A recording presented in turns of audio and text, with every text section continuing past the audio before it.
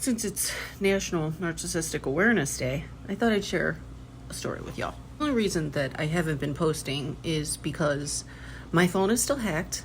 I am still blocked on this little fraud network. So these thieves, these frauds, these diabolical, satanic, sick-ass freaks can continue to hide the truth and continue to stalk me, block me, prevent me from connecting with other people. In their delusional, fucked up brains, they think that they're isolating me, but that should tell you the level of audacity these people hold.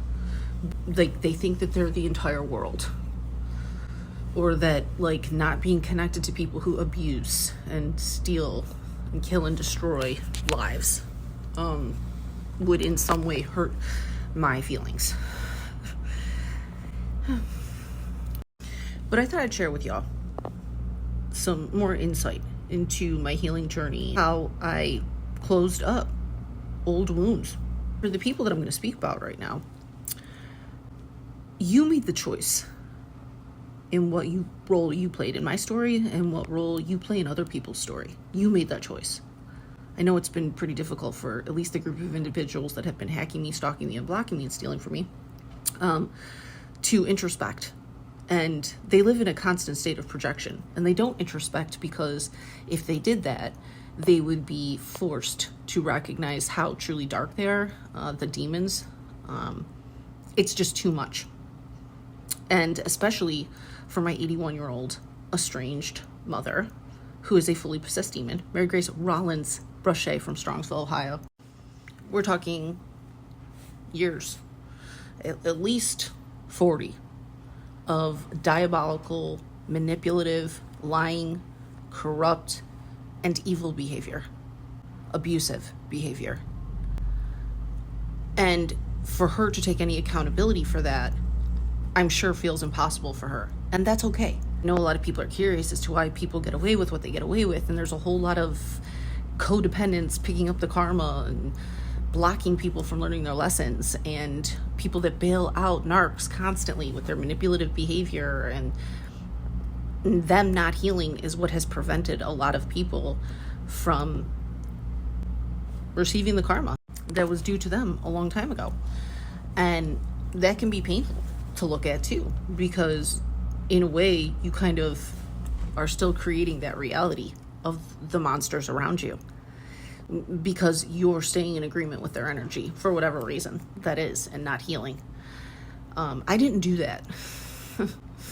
And it took a lot of work, a lot of sacrifice, a lot of pain, a lot of time alone. And I promise you, and I've been promising you, and this will never change, there's no chance in any realm, by anyone's standards, that any of you will get away with taking anything from you. You are blasphemous to even speak on my journey, let alone disrespect it. Be careful who you project energy at. It took courage. I wouldn't say strength as much, because once you have surrendered to God and you have been born again in God, you don't really need to lean into your own strength. You lean into obedience. Actually, when you have been independent your whole life and you have had no other choice but to take charge and be in control and be firmly in your masculine energy all the time, and that wasn't healthy either. And so that is work that I did with the divine. And you are ignorant as hell to think that you know anything about me, or that you could ever break my faith or come in between my relationship with God, or block my intuition, block my downloads, or steal a damn thing from me. You will pay for every drip of my energy you stole. You will pay for every tear. My children have cried over the situation. And every single day you take from me, you take my time, you continue to block me, you continue to run an agenda or a plan that has nothing to do with me, that you are literally calling in your own demise, your own destruction. It's so dumb. I can't with the level of stupidity. I can't. can't control what other people do. And it's all a part of God's plan. And even though I knew it was going to take tremendous sacrifice, I knew my kids were even going to have to sacrifice. But I also knew that I had to take accountability for the things that were happening in my life, the trauma bond that I was just coming out of, other dysfunctional relationships in my life, and even my dysfunctional relationship with my estranged mother. I had to take accountability for it all. Even my daughter's disrespect and the path that she was going down at that time. I had to apologize because I thought I was doing the right thing by overworking, overgiving, and all of that. I really did. Most people, especially codependents, do believe they're doing the right thing. But it's not right. It's not right to overgive to people who don't give to you, who don't respect you, who want to hurt you, people who slander and lie about you, people who don't validate you. They don't reciprocate anything, and they try to exert extreme control over your life, because essentially what you're doing is you're giving them the piece of your divine energy, and you're blocking them from receiving the lessons that they need to receive in order to grow. And only God can give that to them. That's not your responsibility. If you think that it is, then you are either narcissistic, codependent, or you have some addictions. Okay? That's the truth of it. And one of the ways that God first started leading me down this path was reminding me of a mantra that I used to say to myself all the time. I was asking God, when is this going to stop? When do I get to just have peace?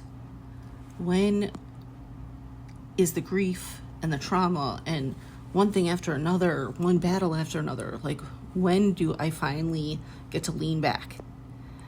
And this was something that I had asked myself, and God would answer with, things will get better when you're older. I just need you to get through these things right now. And I didn't know why, but I held so tightly to that mantra, and that just knowing that the second part of my life was going to be my time, and that there was a purpose to everything that I was going through. And of course, as a child, teenager, young adult, I didn't have the development yet, spiritually, the maturity yet, spiritually, emotionally, to recognize that as faith.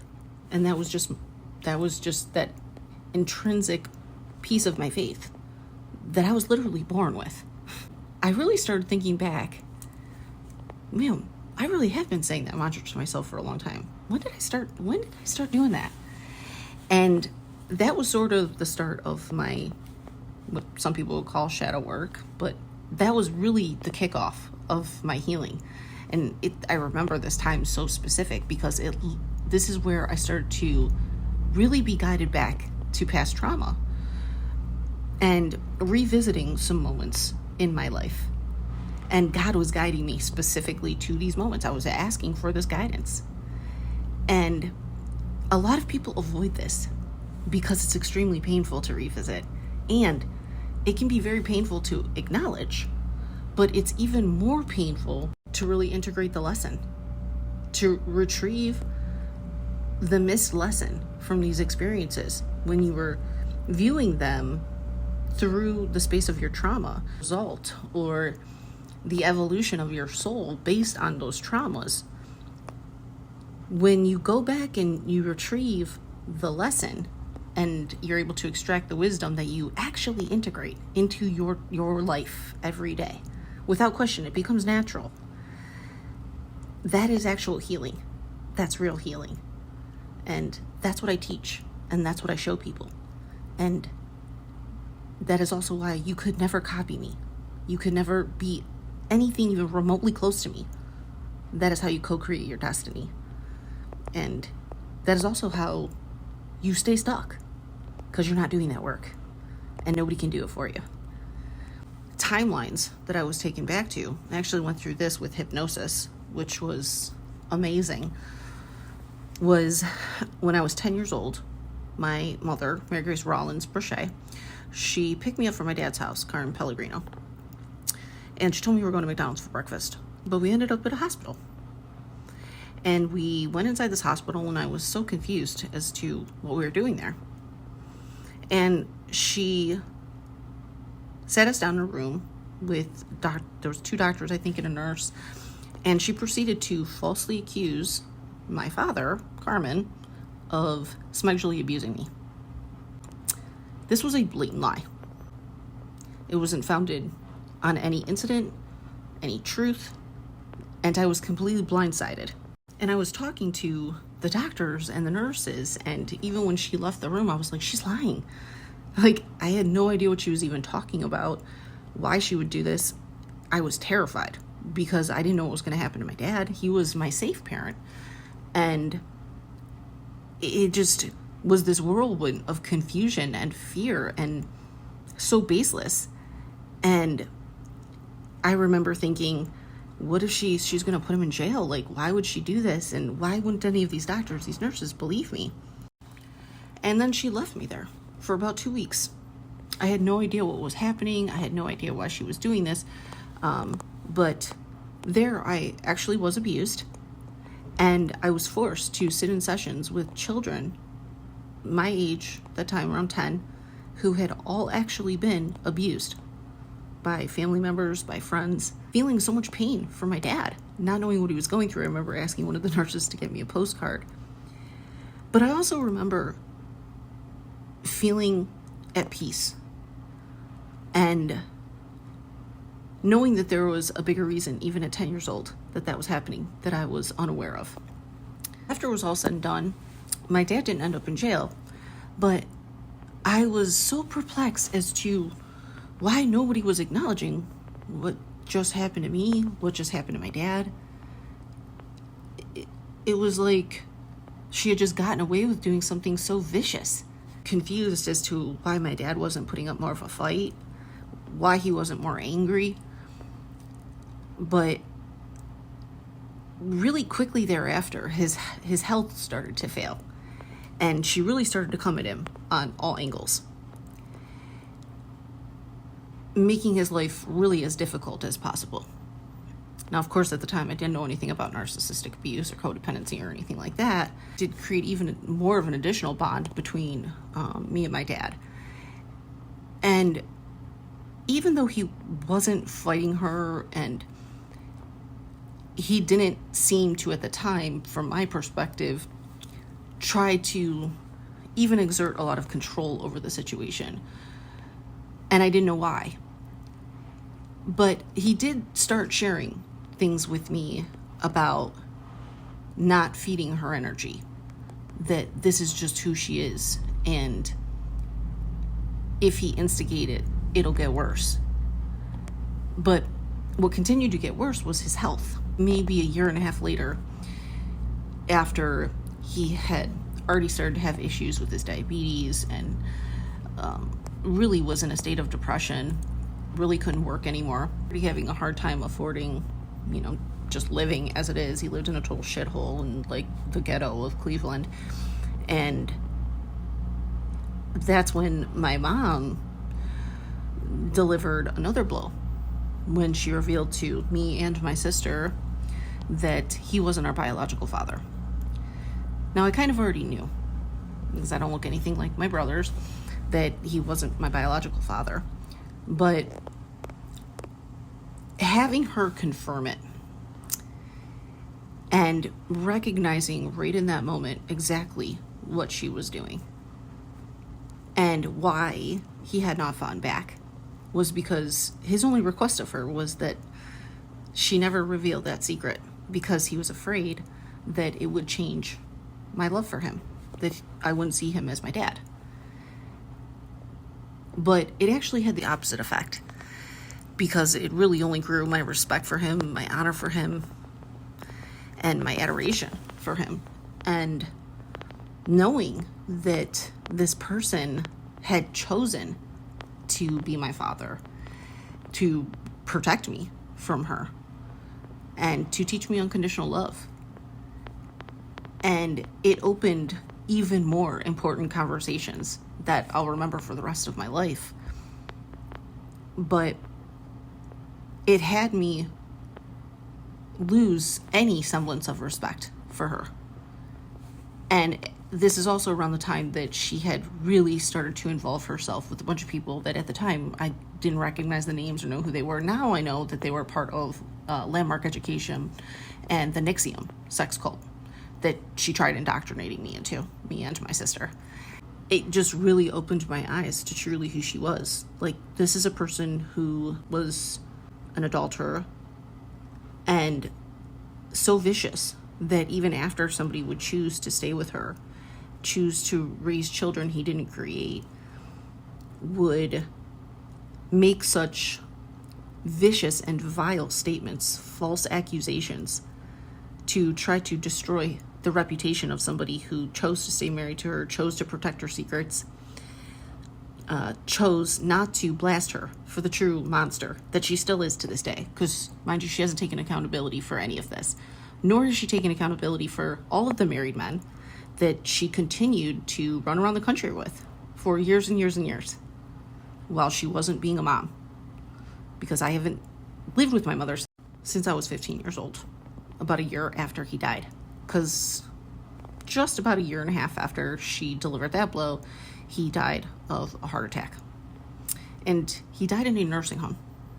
This is a person who had 6 children, 4 adult sons, who died in a nursing home in his 50s. After being psychologically and emotionally eviscerated by a demon-possessed Jezebel, whom to this day is still running around like she is some holy, righteous victim, still destroying lives. Lord only knows about the lives that she has destroyed that we don't know about yet. Working as a guardian, a licensed guardian for the volunteer guardianship program, or through the daycare center, the Sunshine Place that she owned. But I'm sure all the answers to that will come out in due time. Is going to continue to be shown on this, whether it's coming from me or anybody else, because it's the truth. Can't deny things that there are facts around. And why anybody other than me would have access to my finances, my home, my children, my identity, actually is proof of the fact that they're a liar and a fraud, especially people who have never provided for me financially ever once. People who I have been estranged from, like Mary Grace Rollins Brochet from Strongsville, Ohio, for the last 5 years. I've had maybe 5 conversations with this woman in 5 years. I put a boundary down with her once I did my healing and gave her the opportunity to recognize the transformation within me, recognize the healing that God had given to me, and really recognize my protection now, and the fact that her games were no longer going to work. And then I gave enough time for the separation of that. I healed my relationship with my daughter. I built my business, Amplified Life, LLC, on my own, with no help from anybody at all. No partnership with anybody at all. So why anybody would have access to my brand, my name, that I built alone, why anybody would have any access to that money, my platforms, is because they're a fraud and a liar and a thief. And why the Department of Justice is continuing to allow that to happen is because they're enabling thieves, I guess. I don't have an answer for that. I've asked them, but, they don't like to take accountability either, I guess. None of that's really my problem. I don't know why they continue to think it is my problem, or continuing to think by stalking me, hacking me, illegally investigating me, trying to put false charges on me. Why any of them think that is hurting me or going to cause ultimate destruction for me. No, that's going to cause ultimate destruction for you. And anybody who comes into agreement with this energy is only harming themselves. And we have to give empathy and grace and mercy as well, because this is how we wake other people up. Because not everybody who comes into agreement with anybody who is a fully possessed demon or a human mover or predator or this nasty satanic bullshit, not all of them do this consciously. Not all of them sign up for this shit knowing what they're getting involved in. I mean, we're talking about lifetime master manipulators here. The only thing they know how to do is lie. They're disconnected from their own humanity. They don't have access to it anymore. There's nothing there besides an actual demon. And probably a lot of mental illness themselves that they also won't acknowledge or look at. But it's a collapsing spiritual narcissist. A mummifying spiritual narcissist with no ability to take accountability or introspect or stop themselves from essentially really exposing their actual entire network. Because had any of these people just left me the fuck alone, my money and my children just left me be, somebody who didn't do anything to any of these people, none of this would be happening to any of them. But they still haven't stopped, and they still haven't released my money. They still haven't even taken accountability or apologized. And if anybody is telling you that they did, they're a liar. They're desperately still trying to plot and plan, still blocking me, still stalking me, still watching me, but refusing accountability, mainly refusing to release my money that none of them should have access to begin with. Again, like at all. There's no discussion or argument. The fact that any of you like fucking weirdos would even be talking about my money is truly insane. You have no entitlement to anything that belongs to me, and I don't know what in the hell is wrong with your brains to ever think that you would be entitled to something that belongs to another person who's not even connected to any of you. It's fucking weird. But I guess when you're a liar and a fraud and you go as far as, trying to secure illegal POAs, put people in false marriages, secure property that belongs to them, impersonate them in court, harm, steal, kill, lie, and destroy families and lives. When you do that for so long, I'm pretty sure you probably just start to believe your own delusions. I mean, when you see the lengths that these animals went to, the way that these psychopaths, again, who are not connected to me and have never provided for me financially, didn't co-create any business with me or a relationship. Remember, they wanted to sacrifice me because I was speaking truth and holding them accountable. And they didn't like the fact that things weren't going as planned with their little set-up fake-ass relationship, or the pick-me whore bitch prostitute who thought she was going to be able to steal my platform, steal my brand and my name and my journey and my destiny. Fucking pathetic piece of shit. And anybody who would support any of the losers that are part of this group, you're vile. You're just vile. Ugh. And it doesn't bother me that you're low vibrational. High vibrational people don't give a shit. You're actually doing us a favor. It's protection for us because you're all over there. So weird. Working with a therapist and psychiatrist and my church groups, this was a very long, intentional process. Intentional. That word is key. This isn't just something I skated through, that I didn't have to work through. This took a lot of work to heal from. And keep in mind, since basically 2019, 2020, these animals have been creating warfare. I mean, these freaks went as far as setting up to have my laundry stolen from the laundromat. The shit they did with my house, all of the disgusting, evil-ass behavior my son's dad, Nick Edelberg, has been trying to do to take me out, harm my animals, and really abuse both my children. It's just truly disgusting how far these monsters have gone. And weaponizing the family court and financial systems against me, an attempt to keep my finances low, keep me in debt, and so that their little plot and plan can play out and I can be this disgusting group of fucking losers, predatory men, fucking losers, old, fat, dusty, crusty, sweaty, sick as fuck, ugly, disgusting creatures that never could ever touch me or stand a chance with me. Ever. But see, when you have somebody that can't introspect and they have sold their womb to the devil, like my disgusting, estranged, demonically possessed mother, who convinced herself that she had spiritual powers because they think they're Luciferian mothers. They think they rule or control shit because they've been a diabolical, predatory piece of garbage shit their entire life. Because she was an adulterous whore who slept with married men her entire life. A master manipulator. It really troubles her that there's no chance that I would ever turn out anything like her. It really troubled her when I put a boundary down with her so that she couldn't groom my children, that she couldn't triangulate me with my daughter. So much so that this psychopath tried to weaponize the family court system, started making false CPS reports, even started making CPS reports on my daughter's friends, and then lying to their parents that it was me making those reports. This sick, twisted bitch has gone to my child's school to defame me. She's even attempted to contact my daughter's doctor to defame me.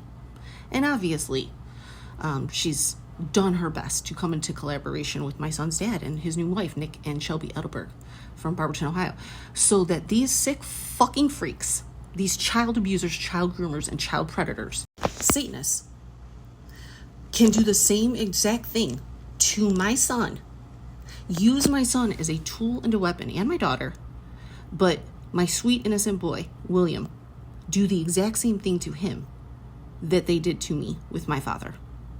And the Department of Justice in Cuyahoga County is allowing this to happen. My son is in the care of Satan worshipers who tried to take my life, tried to human move me, all while they were committing fraud and identity theft. This is being allowed to go on in Cuyahoga County. This is the truth. This is not clickbait. This is facts. And they're not allowing my son William to communicate with me at all. They have no reason to be doing that. There is no court order that I can't communicate with my son or he can't communicate with me. Lord only knows what they're telling him. You are a child abuser. Keeping a child from communicating with the parent that raised them, who co-parented with Nick Edelberg for 10 years, before Shelby Edelberg, his stepmother, who I tried creating a bridge with, I tried collaborating with. I even invited her to family therapy that both her and Nick refused to do because they had this whole plot and plan where they were going to do self-deleting spells at me and actually think that it would work, that I would give a fuck, despite the fact that this bitch didn't even raise one of her kids. And do we really want to talk about the rest of her past? Because we can get into that too, but that's something else that I'll save for the attorneys. Or we could potentially even start to look into some other people that lost their life in Newburgh Heights, where Nick shipping family have resided for decades. I'm sure all of these things will be looked into when people learn what you continue to do to a completely innocent person and a child. These sick freaks are not even worried about. You notice that? All these people care about is money.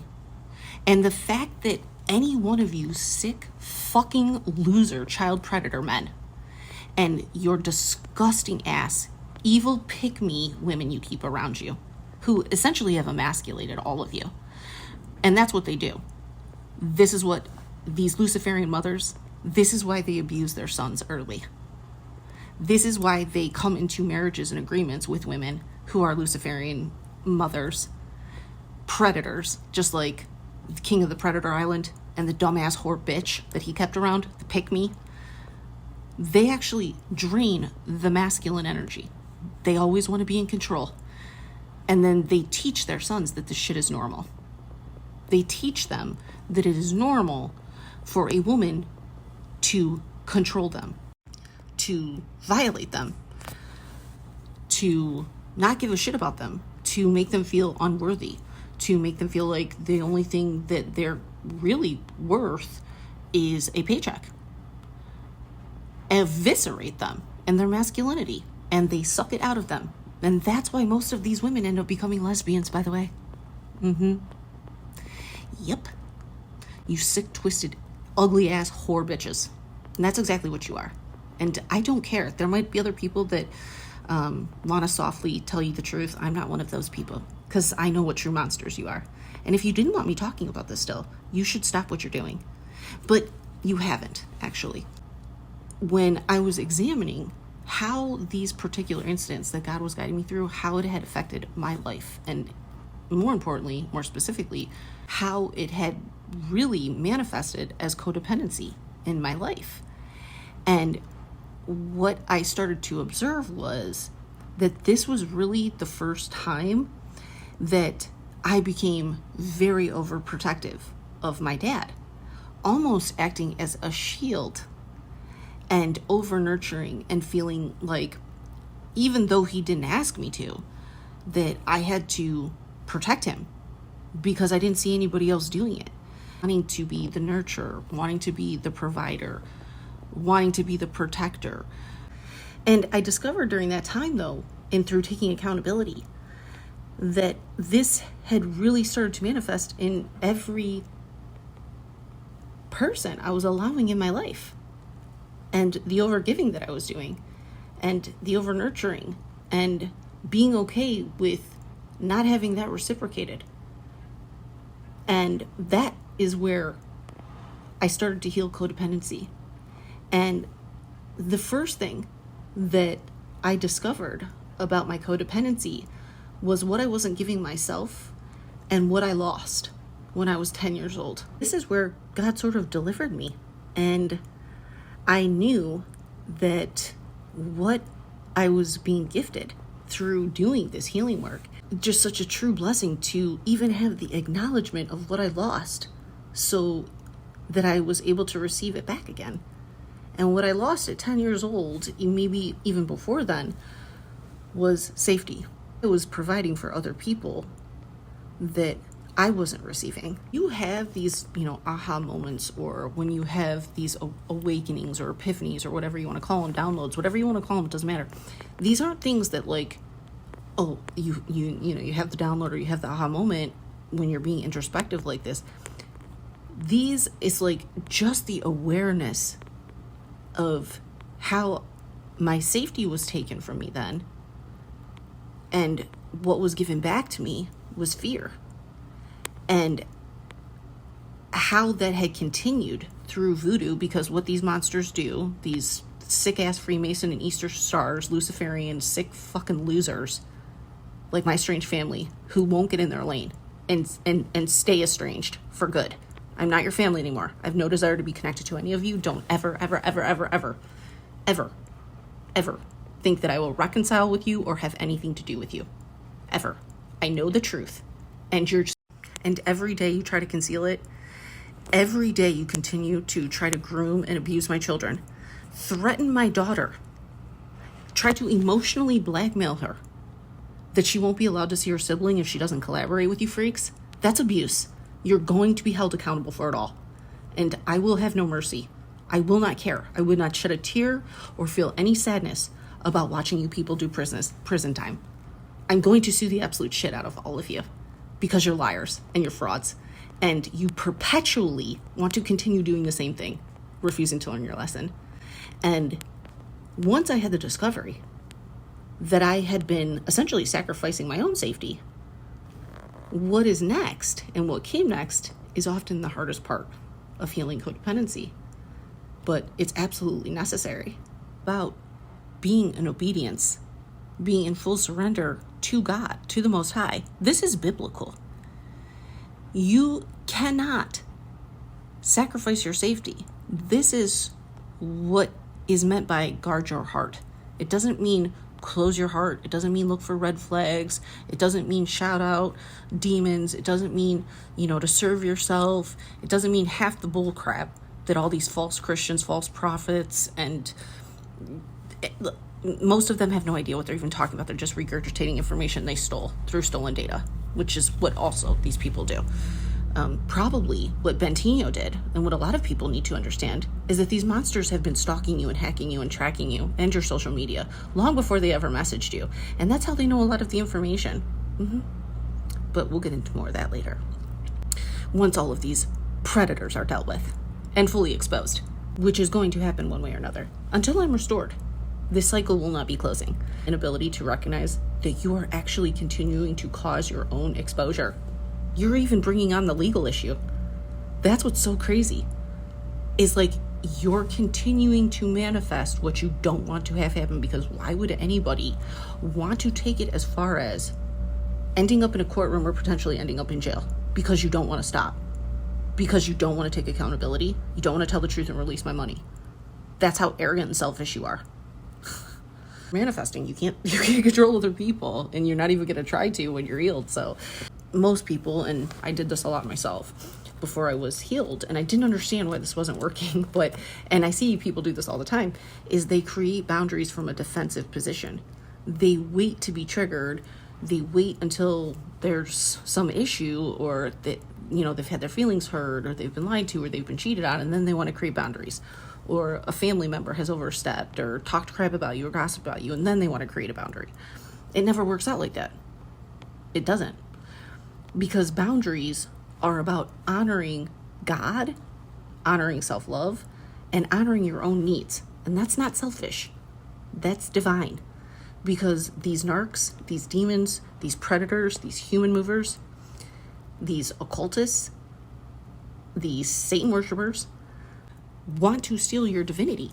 What these freaks are doing, some of them do it if they are a fully embodied, conscious, spiritual narc. They're doing this on purpose, like Benito.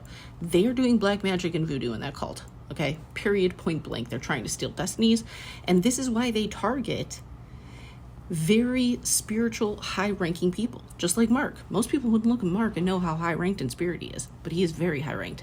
But this is what even unconscious narcissists do.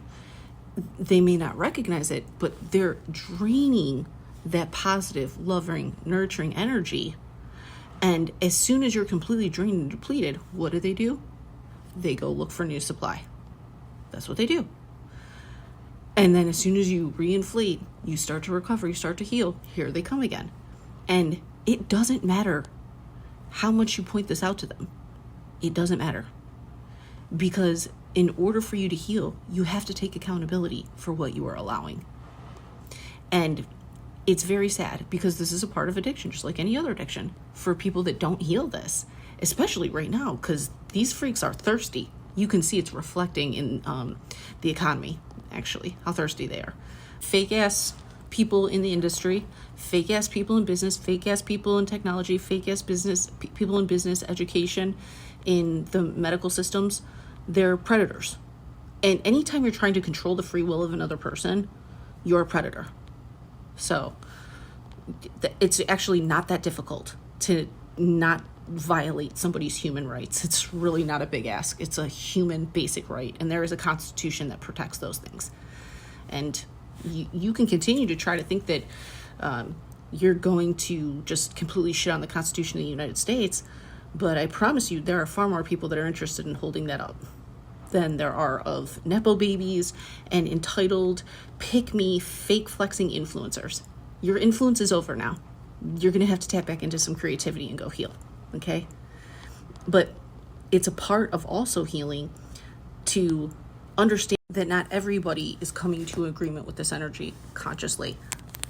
You can't hold this fear and be healed. Because that's ultimately also what they want to do. That's a part of creating the division. You see how hard they're trying to go to keep, divine couples apart, right? I mean, come on. Look at the lengths these fucking freaks went to. Because in order to curse you, they have to keep you low vibrational. They have to keep you in toxic relationships. But as I've said over and over again, there is no prejudice in the kingdom of heaven or in the kingdom of darkness. The only way that you can be guided through to your highest timeline is to focus on you and your healing. And the right people will align to you, always. They might be able to delay it, but in truth, it's not really a delay. Bringing these 6 son of a bitches either to their healing or to their knees, always a part of my destiny. It was always meant to go this way.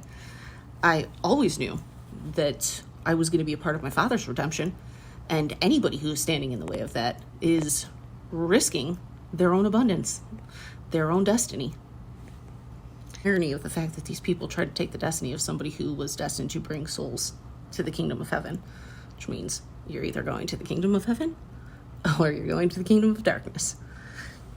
This is what's so interesting too, because listening to the podcast that Mark just did on Instant Guru, but if you listen to anybody who has escaped, even Freemasons, a dark political system, dark religious groups, any kind of cult, any of these people that have spoken out, pay attention to this, will speak on one specific moment.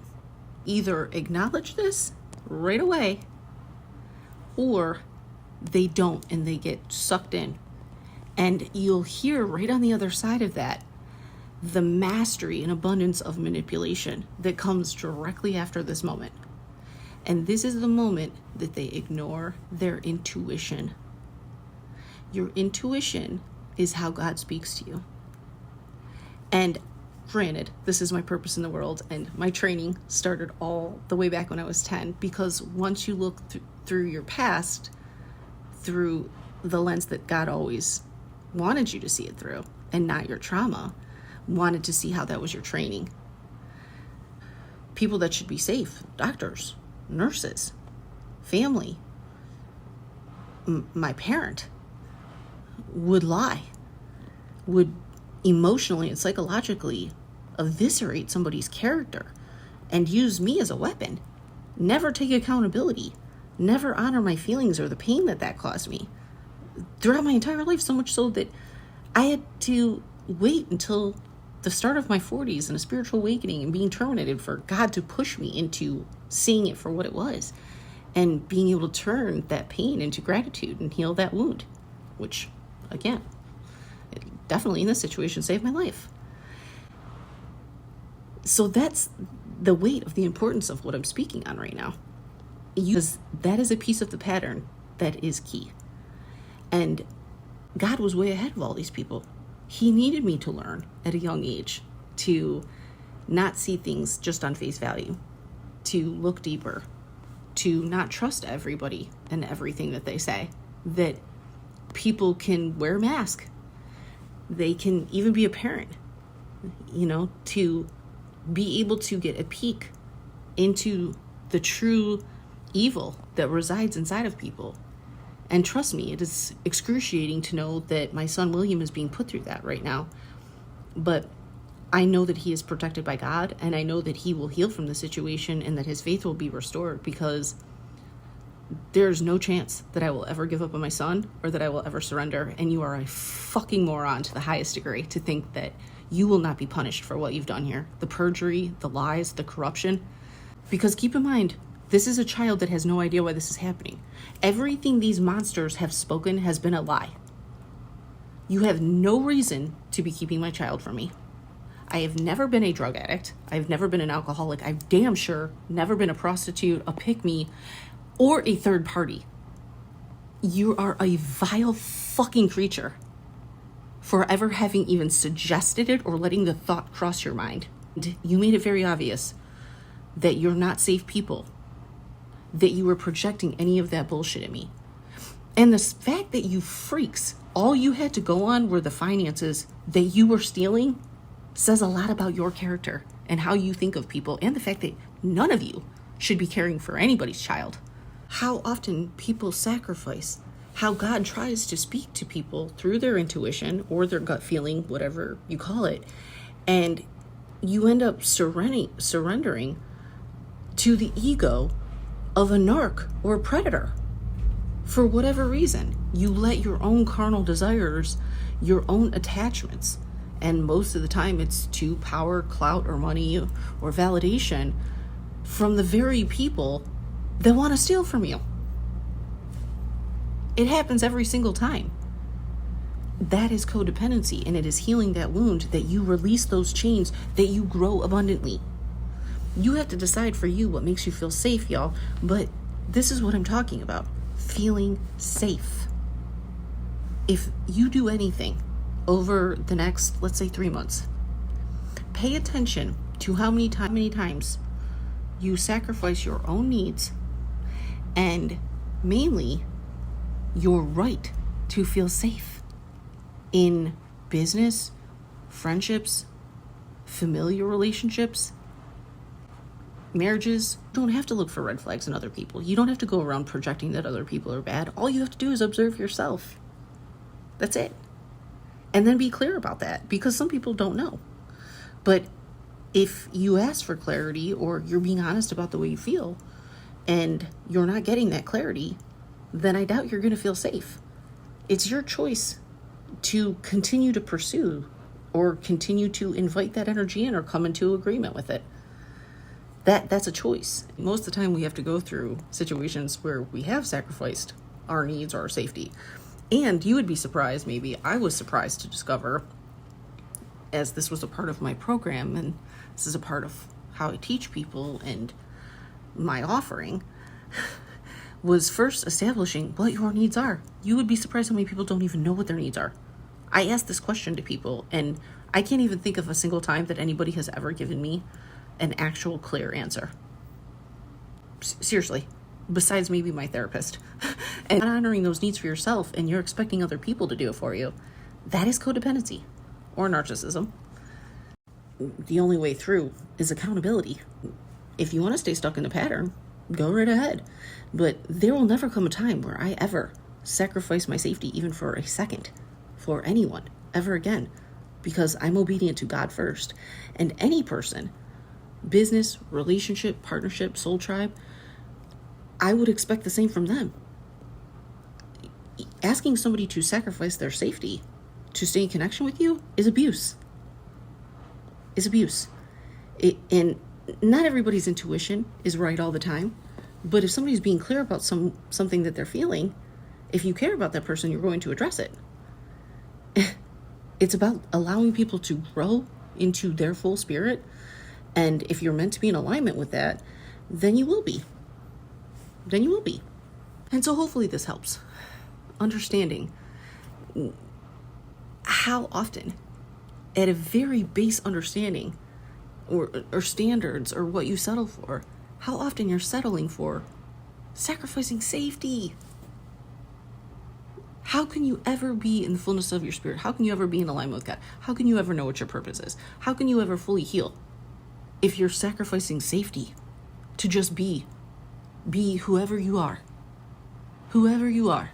And people that truly love you unconditionally, people you're meant to be in alignment with, I promise you, won't have a problem with that.